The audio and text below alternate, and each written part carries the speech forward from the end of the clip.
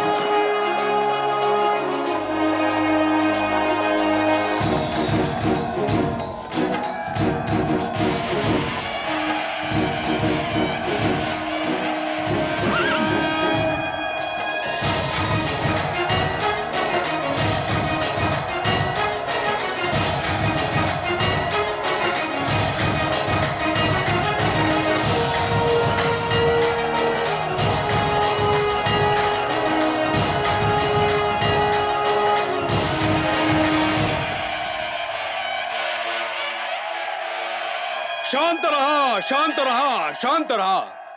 आदरणीय मातोश्री जीजाबाई महासाहेब के नाम पर जीजापुर स्थापित करने के शुभ अवसर पर यह वयस्कों की घुड़दौड़ स्पर्धा का आयोजन किया गया था। इस स्पर्धा में खेल भावना के साथ साथ अद्भुत कौशल और अभूतपूर्व साहस भी देखने को मिला।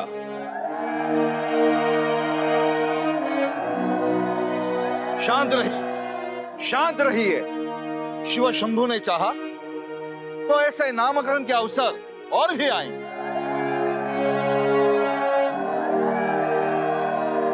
शांत रहा, कृपया शांत रहा। अब मैं आदरणीय जिजाबाई महाराज रानी सरकार से अनुरोध करता हूं कि वो विजयी युवक को अपने कर कमलों से सोने का कड़ा और सम्मान का साफा प्रदान करें।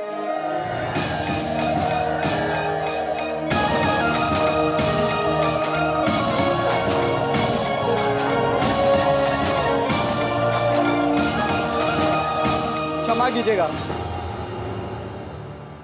इस पुरस्कार पर हमारा नहीं, इनका अधिकार है।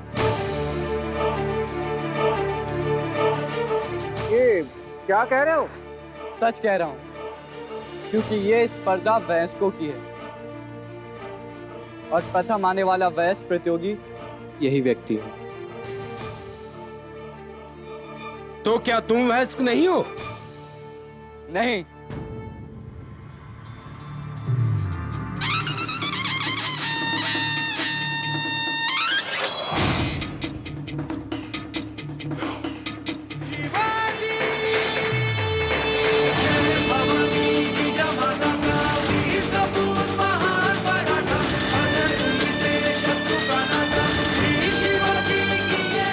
राजेश युवा,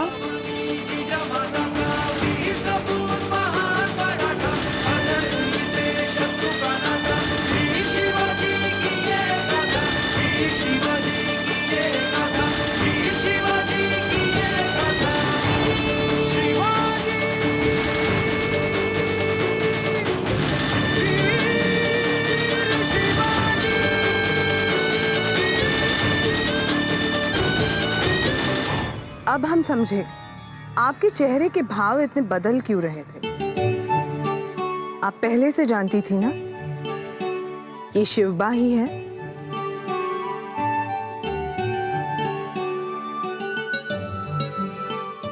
क्षमा कीजिए माँ साहब।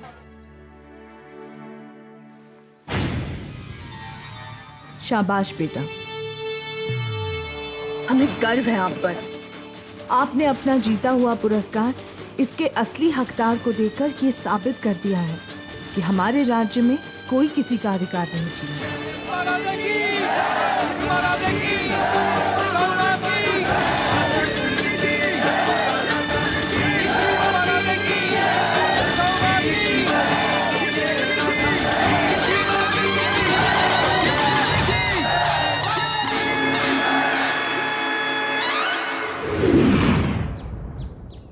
क्षमा करे राजे, भगवान न करे उस स्पर्धा में यदि आपको कुछ हो जाता तो मैं मां साहब को क्या उत्तर देता?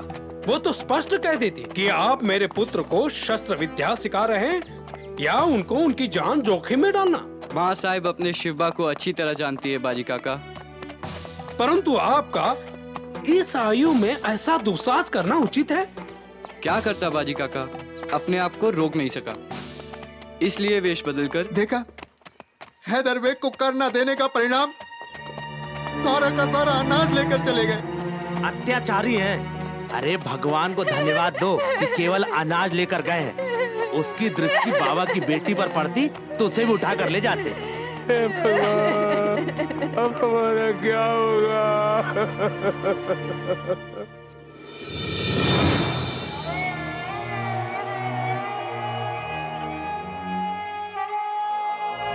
राजे, दया करो राजे। क्या हुआ काका? क्या बताए राजे, चोगले और जाफर बेग के साथ आदिल शाही सिपाही हमारा सारा अनाज लेकर चले गए। अब तो बच्चे भूखे मर जाएंगे। क्यों लेकर चले गए? ठीक है ठीक है, तुम मेरे वाड़े पर आकर कर अनाज ले जाना। परंतु बाजी काका, क्यों लेकर चले गए वो इनका अनाज? कर राजे, उसे तो देना ही पड़ता है। कैसा कर और किसको देना पड़ता है? बीजापुर के सुल्तान आदिल शाह को।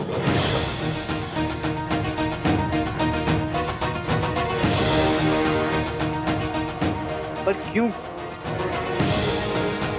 इस क्यों का उत्तर तो वर्षों से किसी के पास नहीं है राजे, किसी के पास नहीं है।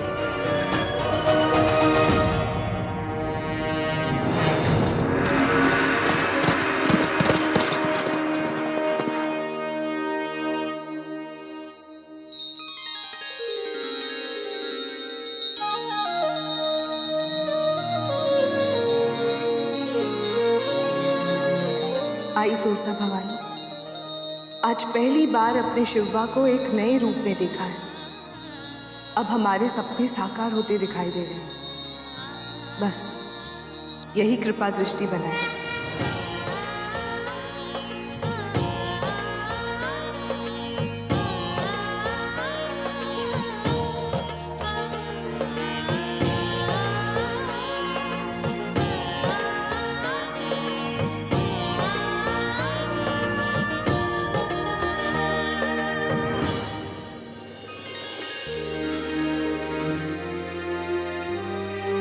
माँ साहब। सही भाई, शिवबा को तिलक कीजिए और इनकी आरती उतारिए।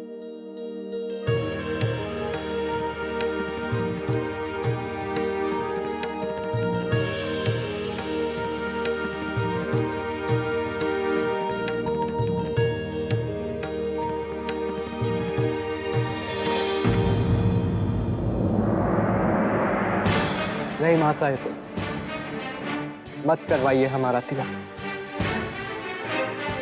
हम इसके योग्य नहीं हैं।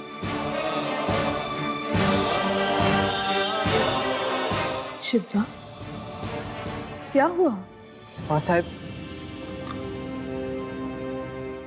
एक आंख में खुशी और दूसरी आंख में गम। बेटा, आप क्या कह रहे हैं, हमारी कुछ समझ में नहीं आ रहा। माँ साहब, आपने प्रतियोगिता में कहा था कि कोई किसी का अधिकार नहीं छीनेगा, लेकिन यहाँ तो यही हो रहा है। आदिल शाही सिपाही हमारी प्रजा के लोगों का अनाज छीन रहे हैं, धन छीन रहे हैं, सब कुछ छीन रहे हैं। और आज हमें एक बुजुर्ग मिले, बेचारे बहुत रो रहे थे। उनके माथे पर हमने दास्ता का चिन्ह देखा और आप हमारे माथे पर ये कुमकुम का तिलक लगवा रही है। सच तो ये है बेटा कि अभी तक आपने कुछ भी नहीं देखा। बड़े बाजार में निर्दोष लोगों की सुल्तान आदिल शाह कोड़े मार मार कर जान ले लेते हैं। कभी कभी तो पत्थरों से मारकर तड़पा तड़पा कर उनकी हत्या करवा देते हैं। शिवबा, हम तो युद्ध में भी शत्रु को असहाय देखकर उस पर वार नहीं करते, क्षमा कर देते हैं उसे। पर बीजापुर का ये सुल्तान पागलपन की सीमा तक क्रूर है।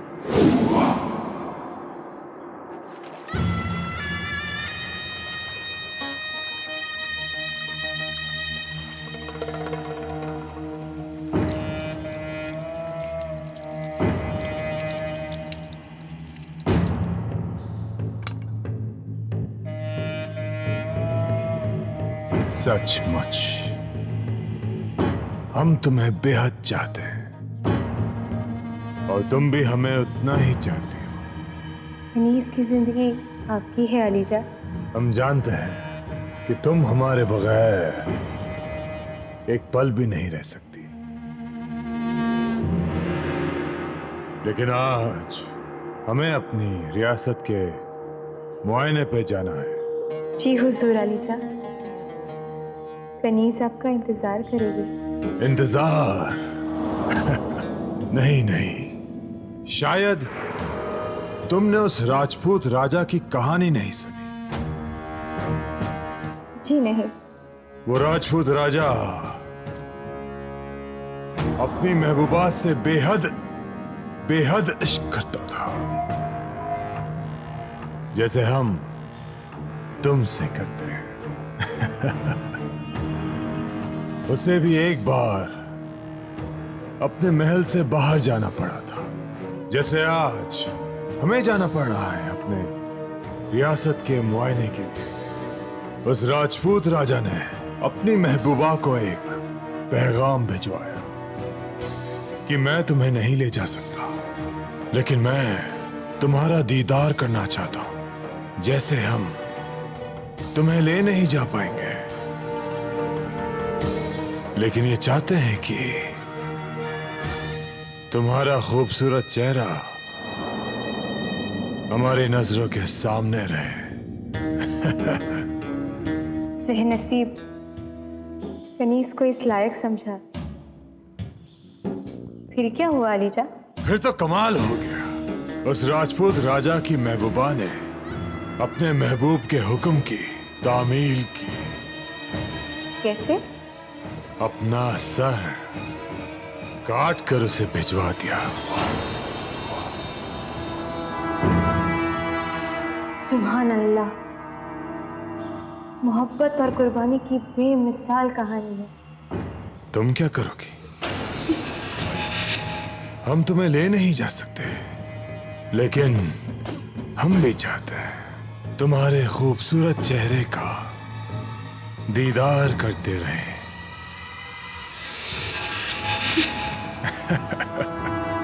रहम, रहम। ला हौल वला कुव्वत। तुम मोहब्बत की बेमिसाल कुर्बानी की तौहीन करना चाहती हो?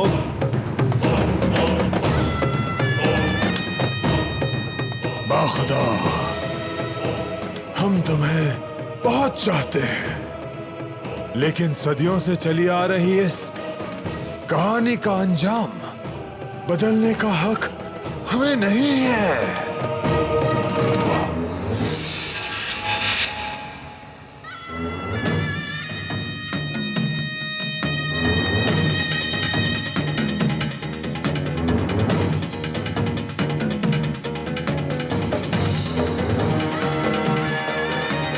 लो, कहानी में तो सुना था लेकिन हम वो मंजर अपनी आंखों के सामने देखना चाहते हैं।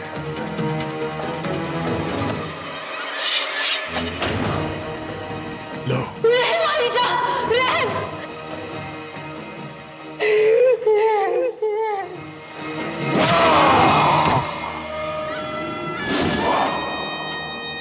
हम मोहब्बत करते हैं, रहम नहीं। आदिल शाही सिपाही हमारा सारा अनाज लेकर चले गए।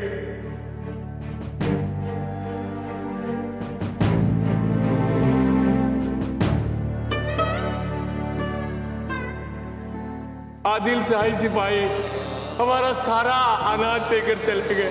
अब तो बच्चे भूखे मर जाएंगे।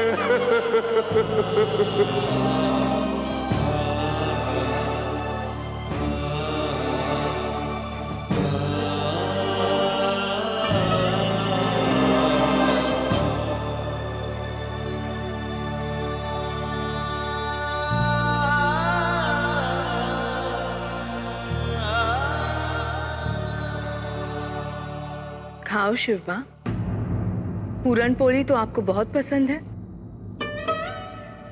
भूख नहीं है माँ साहिब।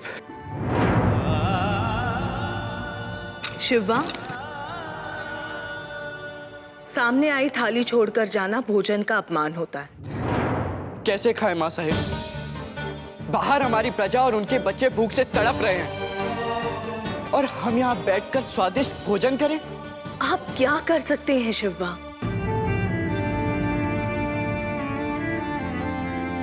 बेटा, इन लोगों ने तो इसे अपनी नियति समझ लिया है। विद्रोह की आवाज उठते ही उसे कुचल दिया जाता है। क्यों?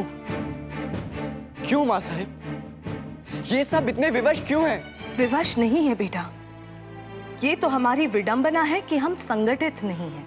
अन्यथा विदेश से आए ये मुट्ठी भर क्रूर आतंकी हमारे विशाल भारतवर्ष पर इस तरह तांडव मचा सकते थे? हम मराठों के रहते। माँ साहिब, आप ही ने हमें बताया था कि मराठा अपनी धरती माँ के मान सम्मान की रक्षा के लिए सिरों के ढेर लगाकर रख देते थे।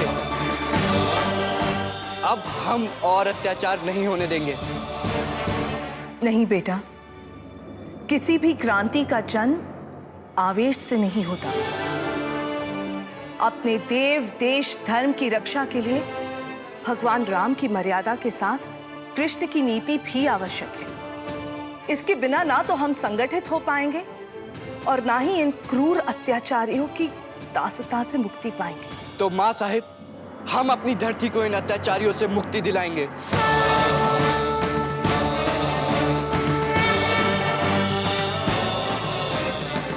हम जानते हैं शिवबा, स्वराज्य का पहला अंकुर इसी सीने से फूटेगा।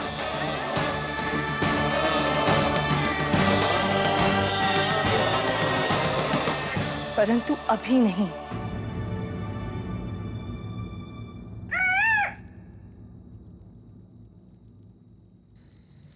ए रुक, राजे को आने दे। चिड़िया की आवाज निकालना। निकाली तो राजे ने सुनी नहीं। फिर से निकाल।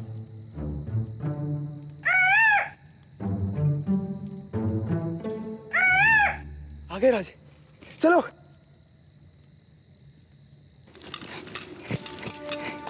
राजे, ये देखो, आपके लिए जकात खाने की पीछे वाले पेड़ से तोड़कर आम लाए हैं। नहीं बाला, हम नहीं खाएंगे। क्यों राजे? क्यों? क्या तुम सब लोगों ने देखा नहीं? कर ना देने के कारण कितने लोगों के घरों से अनाज उठाकर ले गए आदिल शाह के सैनिक। हम क्या कर सकते हैं राजे? आदिल शाही कर ना देने से हमेशा ऐसा ही दंड भुगतना पड़ता है। नहीं चिमना, अब कोई कर नहीं देगा और ना अब हम ऐसे अत्याचार होने देंगे। आप क्या करेंगे राजे?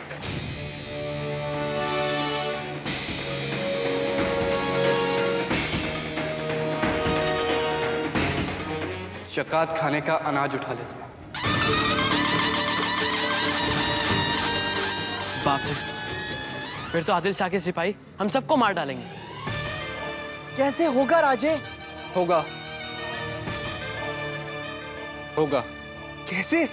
जकात खाने पर तो रात में भी सिपाहियों का पहरा होता है। हम सब कितने लोग हैं? चिमना, खाशबा, आप, हम 4। बहुत हैं। अब हम ये आम तभी खाएंगे जब हम सब घरों में उनका अनाज वापस पहुंचा देंगे। परंतु हम जकात खाने में से अनाज निकालेंगे कैसे?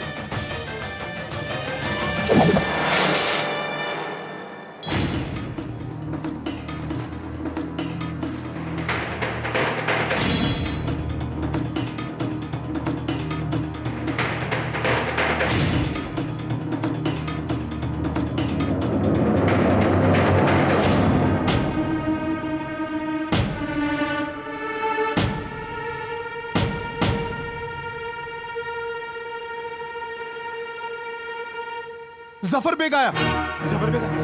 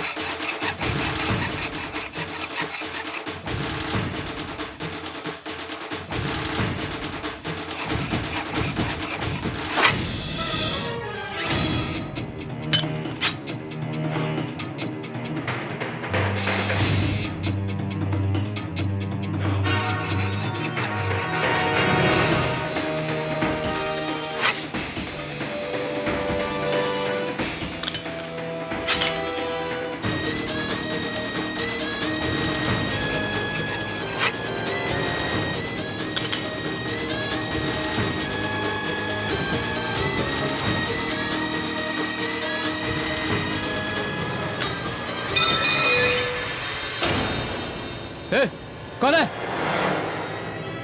कौन है ऊपर? चलो ऊपर चल कर देखते हैं। चल जल्दी चल।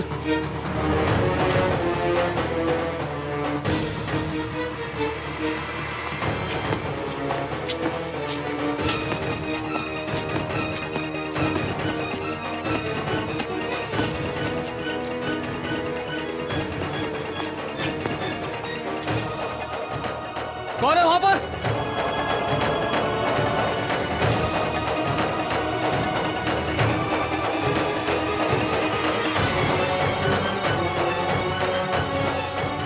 जल्दी ताला खोल। हाँ खोलता हूँ ना।